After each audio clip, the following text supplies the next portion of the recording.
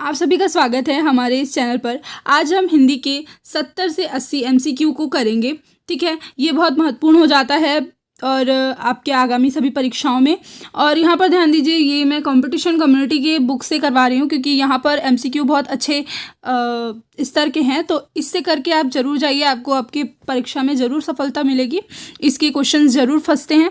तो यहाँ पर ध्यान दीजिए, पहला क्वेश्चन है, निम्नलिखित में से कौन सा व्यंजन पार्श्विक है? तो आप ध्यान दीजिए, पार्श्विक है तो एक ही व्यंजन पार्श्विक होता है, वो क्या होता है? ला। ठीक है, ला क्या होता है? पार्श्विक व्यंजन की श्रेणी में आता है। ध्यान दीजिएगा। सेकंड क्वेश्चन है, सघोष महाप्राण व्यंजन है। ठीक है, सघोष और महाप्राण व्यंजन तो कौन सा है? 20 का सही आंसर हो जाएगा झा। ठीक है, सघोष और महाप्राण व्यंजन क्या है? झा है। अब इसके डीप नॉलेज के लिए आपको फुल वीडियो देखना पड़ेगा। ठीक है, उसे भी देख लीजिएगा। अभी एमसीक्यू कर लेते हैं। क्वेश्चन देख लेते हैं, निम्नलिखित में से अर्धस्वर है। तो यहाँ पर ये क्वेश्चन गलत टाइप हो गया, नहीं है होगा, अर्धस्वर नहीं है। ठीक है, निम्नलिखित में से कौन सा अर्धस्वर नहीं है? तो माँ, माँ अर्धस्वर नहीं है। फिर उसके बाद देख लेते हैं अगला क्वेश्चन, चौथा नंबर, किस वर्ण का उच्चारण स्थान कंठ तालु होता है? ठीक है, कंठ से भी निकल रहा है और तालु से भी, तो इसका सही आंसर हो जाएगा डी, ए जो होता है वो हमारे कंठ तालु, उसका उच्चारण स्थल होता है। इसे आप ध्यान से देखिएगा। फिर उसके बाद यहाँ पर ध्यान दीजिए, कामता प्रसाद गुरु ने बाह्य प्रयत्नों के अनुसार व्यंजनों के कितने भेद बताए हैं? वेरी एमपी क्वेश्चन है, तो इसका सही आंसर हो जाएगा दो भेद बताए हैं। ठीक है, कामता प्रसाद गुरु ने बाह्य व्यंजनों के। उसके बाद आगे क्वेश्चन देखते हैं, क्वेश्चन नंबर 6 देख लेते हैं, हिंदी की बा ध्वनि है।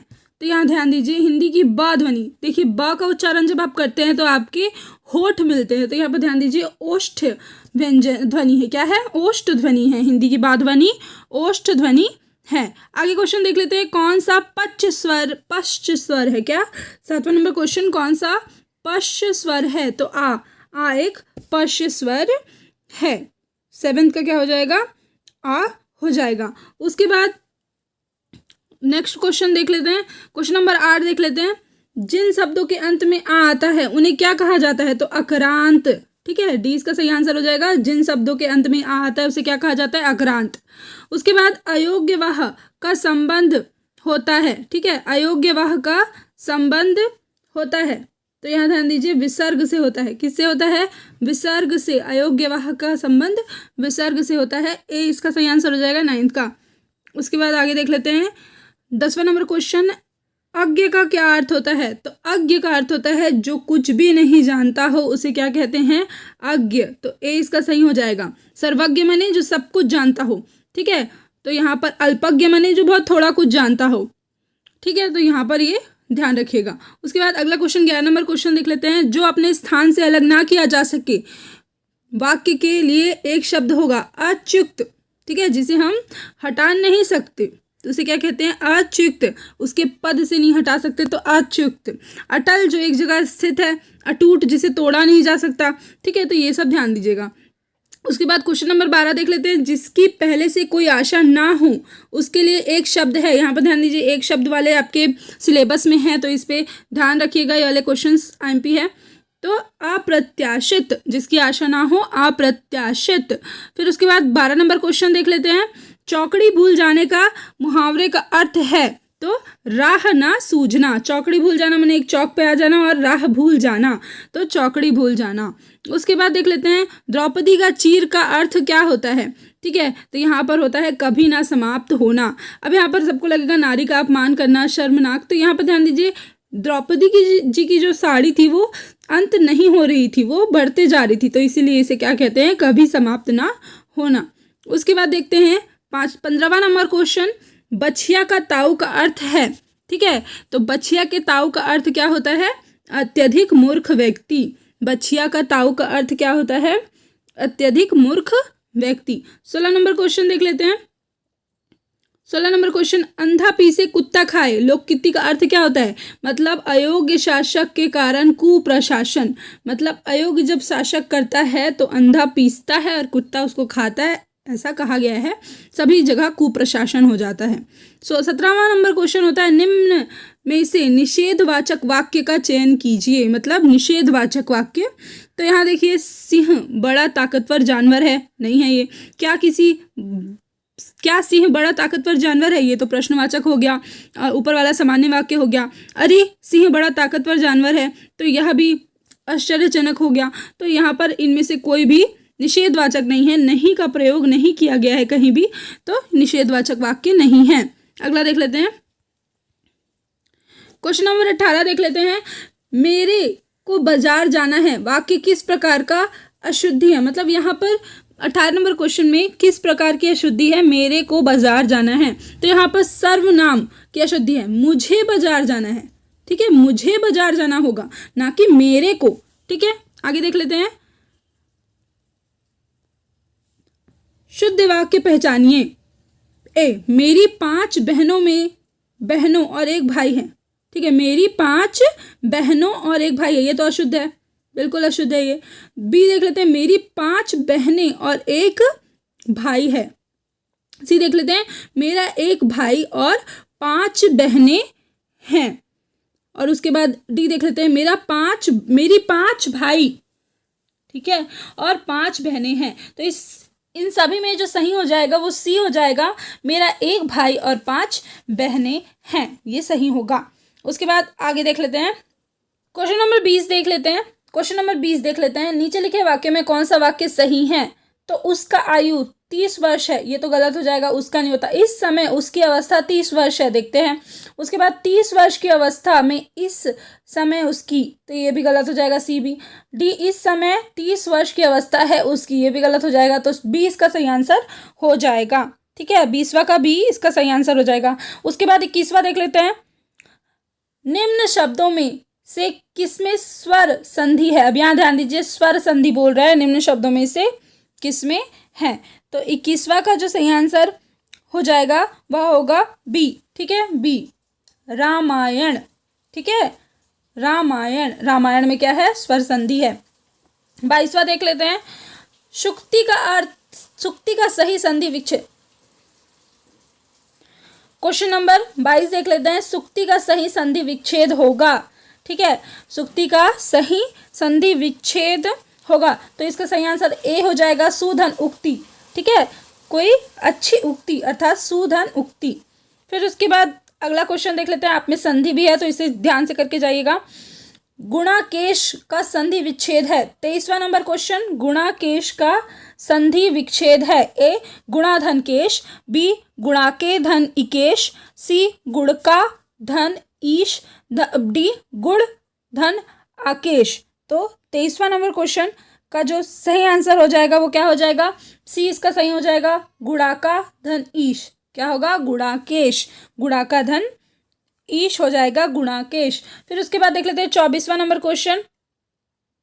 24वां नंबर क्वेश्चन देख लेते हैं, ईधन आधन बराबर या होता है, किस संधि में इस प्रकार का परिवर्तन होता है। ए, गुण स्वर संधि, बी, अयादि स्वर संधि, सी, यण स्वर संधि और डी, वृद्धि स्वर संधि। तो किस संधि में होता है, तो यण स्वर संधि। किस संधि में, यण स्वर संधि में होता है। ई और आ बन के या बन जाएगा, तो वो क्या होगा, यण स्वर संधि। आगे देख लेते हैं 25वां, सावधान का सही संधि विच्छेद होगा, ठीक है। ए, सावधन धान, बी, साधन वाधान, सी, साधन अवधान और डी, साधन अवधान। तो 25 नंबर क्वेश्चन का जो सही आंसर हो जाएगा वो डी हो जाएगा, साधन अवधान, ठीक है, ध्यान से रखिएगा, सावधान का संधि विच्छेद साधन अवधान।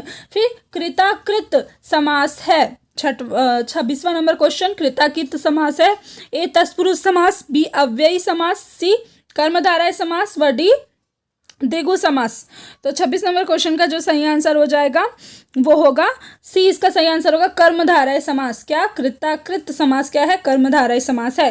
ध्यान से देखिएगा, जल्दी जल्दी क्वेश्चंस करने हैं तो।